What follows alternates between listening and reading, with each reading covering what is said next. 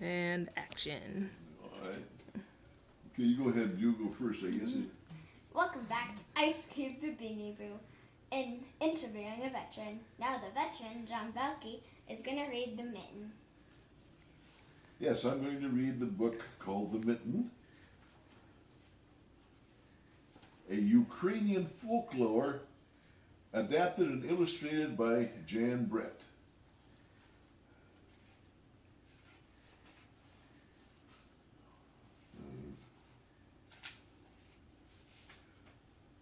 Once there was a boy named Nicky who wanted his new mittens made from wool as white as snow. There's a picture of him white as snow. He's standing in it.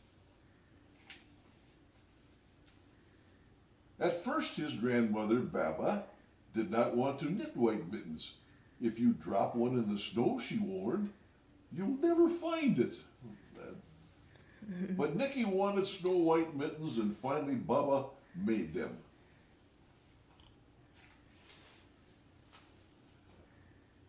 After she finished, she said, when you come home, first I will look to see if you are safe and sound, but then I will look to see if you still have your snow white mittens. So off Nicky went, and it wasn't long until one of his new mittens dropped in the snow and was left behind.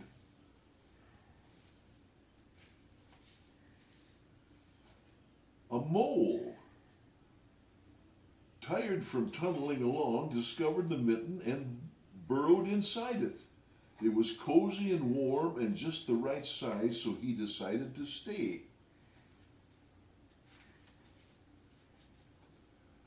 A snowshoe rabbit came hopping by.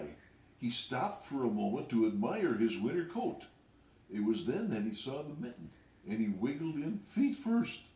The mole didn't think there was room for both of them, but when he saw the rabbit's big kickers, he moved over. Look at there, it is. Both of them trying to get in those mittens.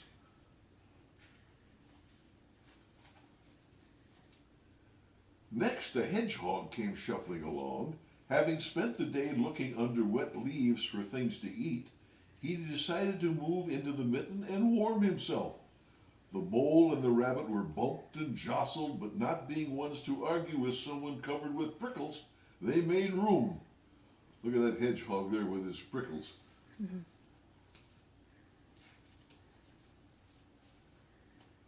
As soon as the hedgehog disappeared in the mitten, a big owl, attracted by the commotion, swooped down. When he decided to move in also, the mole, the rabbit, and the hedgehog grumbled. But when they saw the owl's glinty talons, they quickly let him in.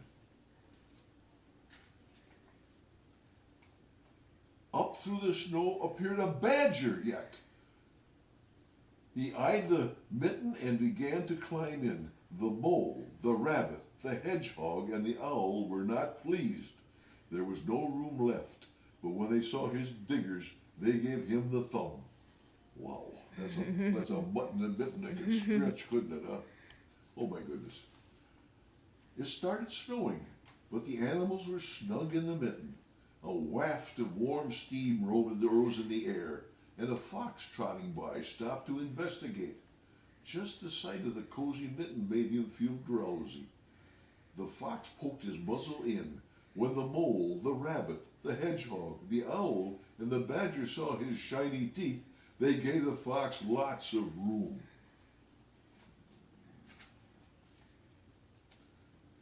A great bear, for goodness sakes, a great bear lumbered by. He spied the mitten all plumped up. Not being one to be left out in the cold, he began to nose his way in.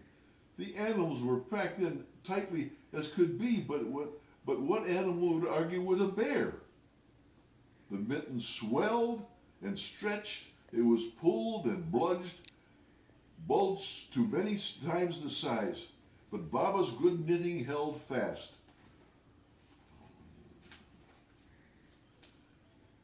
Along came a meadow mouse, no bigger than an acorn.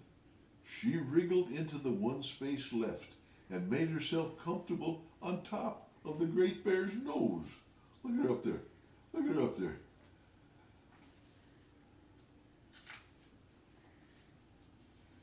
The bear, tickled by the mouse's whiskers, gave an enormous sneeze. Achoo! The force of the sneeze shot the mitten up in the sky and scattered the animals in all directions. Wow, that was a sneeze. On his way home, Nicky saw a white shape in the distance. It was the lost mitten silhouetted against the blue sky. There it is up there, floating around in the sky yet.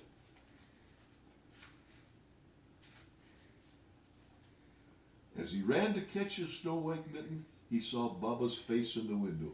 First she looked to see if he was safe and sound, and then she saw that he still had his new mittens. And that's the end of the story. Baba was very happy.